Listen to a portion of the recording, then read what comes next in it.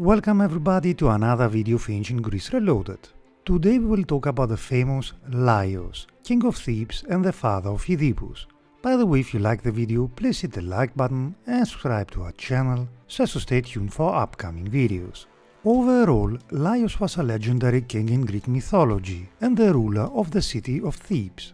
Laius would marry Jocasta and become father to a single son, known as Oedipus, a son who caused the downfall of Laius. Laius was a son of Labdacus, grandson of Polydorus, and great-grandson of Cadmus, and those born in the royal family of Cadmea, the city which would later be known as Thebes. Laius was but a child when his father Labdacus died. First Nycteus and then Lycus would rule as regents in his stead until Laius' adulthood. Lycus' rule would come to an end, not because Laius came of age, but ended when Amphion and Zethus came to Cadmea. Their mother, Antiope, a daughter of Nycteus, had been mistreated by Lycus and his wife Dirce, and so Amphion and Zethus killed Dirce. And depending on the source, Lycus was executed as well, or was sent into exile. Now, Laius should have ascended to the throne of Cadmea, but his position was usurped by Amphion and Zethus, who co-ruled Cadmea and renamed the city from Cadmea to Thebes. Laius would be sent into exile and would be welcomed in the royal court of King Pelops in Peloponnesus. It was said that Laius would then fall in love with the illegitimate son of Pelops, Chrysippus. According to some sources, Laius would abduct Chrysippus. In a couple of sources, it is implied that Laius would also rape Chrysippus, but truth be told, this part is questionable. When caught by Atreus and Thyestes, the sons of Pelops, Laius was not punished by King Pelops, for Pelops recognized that Laius had abducted out of love. Others tell of how Laius was framed for the death of Chrysippus by the wife of Pelops, Hippodamia. This part is what most sources agree upon. Hippodamia feared that Chrysippus would succeed Pelops to the throne rather than one of her sons, and so stabbed the illegitimate son of her husband, using a sword owned by Laius. The stab was fatal, but did not cause immediate death, and Chrysippus was able to exonerate Laius before he died.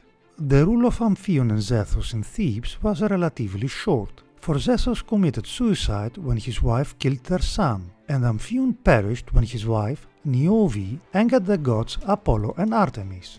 Thus, Laius was recalled back to his home and ascended to the throne, as was his birthright. In Thebes, Laius would find a wife of suitable rank, Jocasta, the daughter of Nycteis, but soon after the marriage, Laius was told of a prophecy which said that the son of Laius would kill his own father.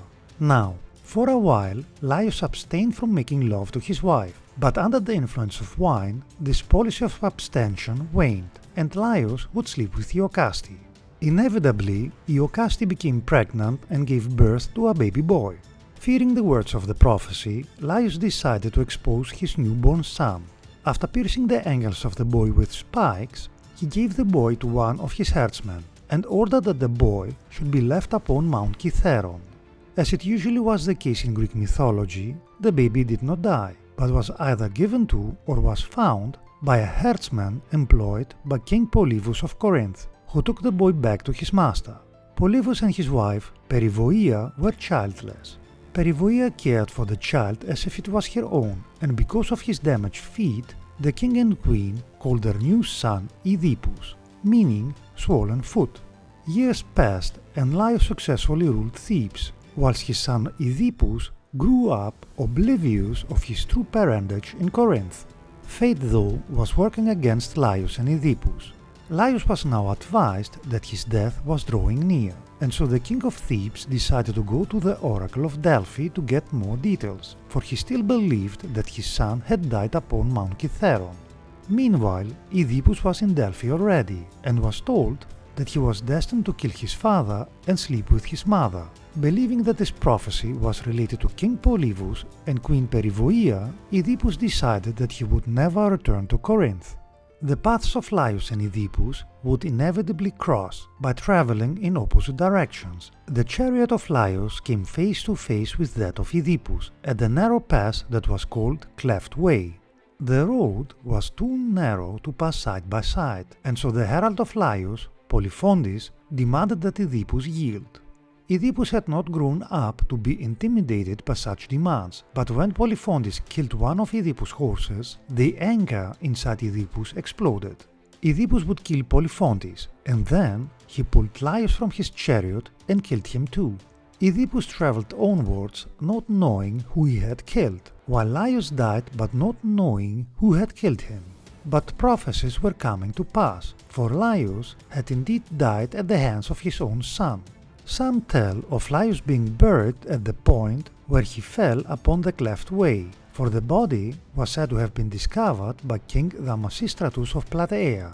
And so, news of King Laius' death would eventually reach Thebes, but with no word of who had killed him. The truth would emerge years later, during the reign of Oedipus, and the rest is history. Let us finish with the following saying: to make the same mistake twice is not wise. Menander. That being said, remember guys to hit the like button and subscribe to our channel, it would help us a lot. Thanks for watching and stay tuned for upcoming videos.